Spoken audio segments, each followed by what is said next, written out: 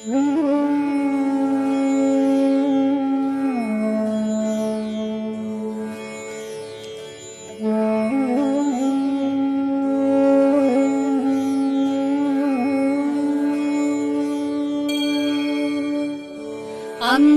हरेः पुलकभूषणमाश्रयन्ति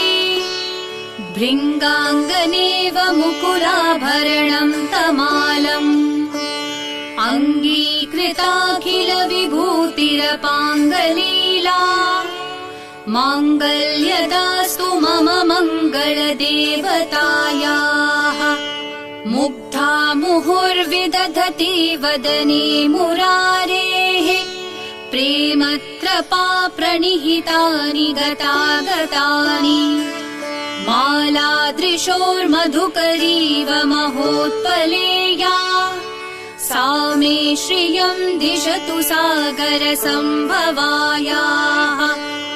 आमीलिताक्षमधिगम्य मुदा मुकुन्दम् आनन्दकन्दमनिमेषमनङ्गतन्त्रम् आकेकरस्थितकनीनिकपक्ष्मनेत्रम् भूत्यै भवेन्मम भुजङ्गशयाङ्गनायाः बाह्वन्तरे मधुजितः श्रियकौस्तुभेया हारावलीव हरिनीलमयी विभाति कामप्रदा भगवतोऽपि कटाक्षमाला कल्याणमावहतु मे कमलालयायाः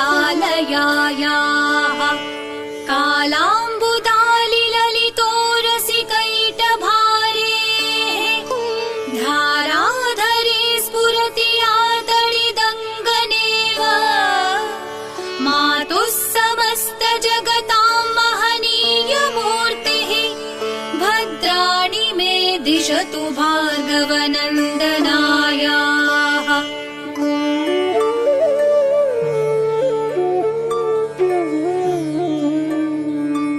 प्राप्तं पदं प्रथमतः खलु यत्प्रभावात् माङ्गल्यभाजि मधुमाथिनि मन्मथेन मय्यापते तदिह मन्थरमीक्षणार्धम् मन्दालसं च मकरालय कन्यकायाः विश्वामरेन्द्रपदविभ्रमदानदक्षम्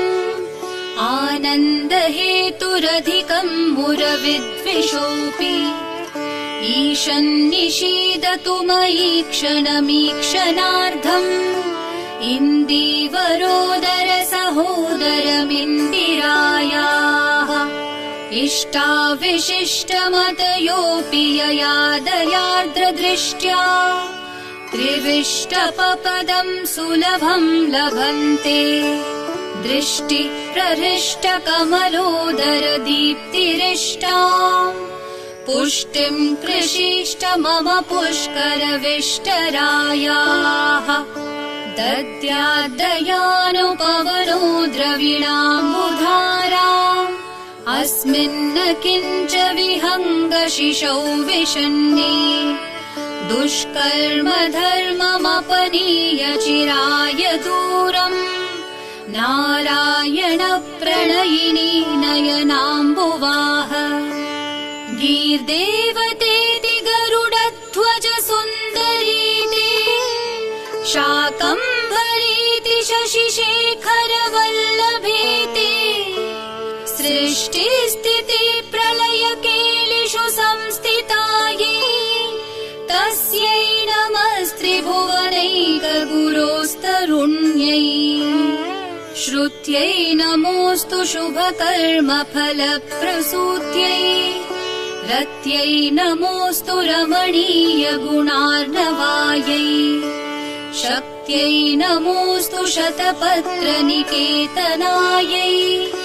पुष्ट्यै नमोऽस्तु पुरुषोत्तमवल्लभायै नमोऽस्तु नालीकनिभाननायै नमोऽस्तु दग्धोदधिजन्मभूम्यै नमोऽस्तु सोमामृतसोदरायै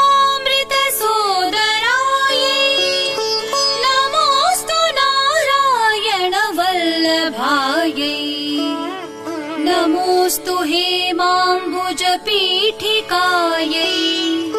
नमोऽस्तु भूमण्डलनायिकायै नमोऽस्तु देवादिदयापरायै नमोऽस्तु शार्ङ्गायुधवल्लभायै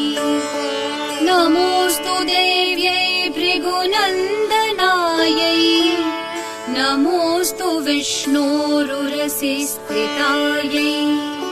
नमोऽस्तु लक्ष्मै कमलालयायै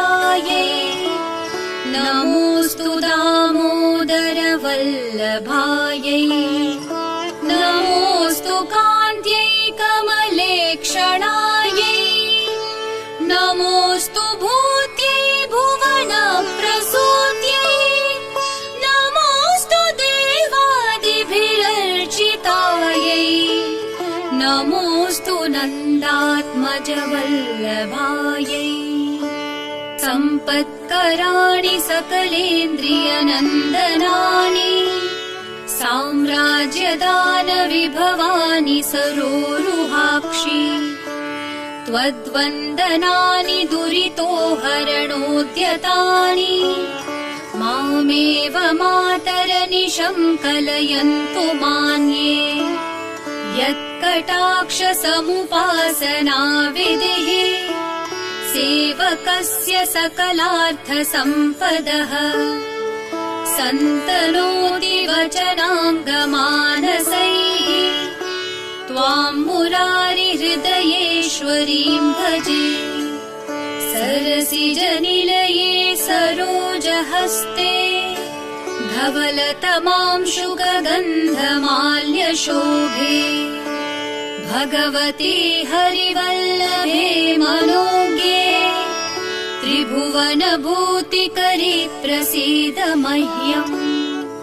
दिग्हस्तिभिः कनककुम्भमुखावसृष्ट स्वर्वाहिनी विमलचारुजलप्लुताङ्गी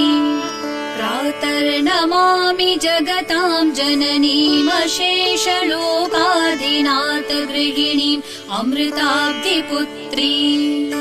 कमले कमलाक्षवल्लभे त्वम् करुणापूरतरङ्गितैरपाङ्गैः अवलोकय माम किञ्चनानाम् प्रथमं पात्रमकृतं दयायाः स्तुवन्ति ये स्तुतिभिरमीभिरन्वहम् त्रयीमयीं त्रिभुवनमातरं रमाम् गुणाधिका गुरुतर भाग्यभागिनो भवन्ति ते भुवि बुधभाविताशयाः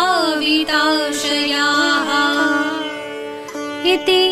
श्रीमच्छङ्कराचार्याकृत श्रीकनकधारास्तोत्रम्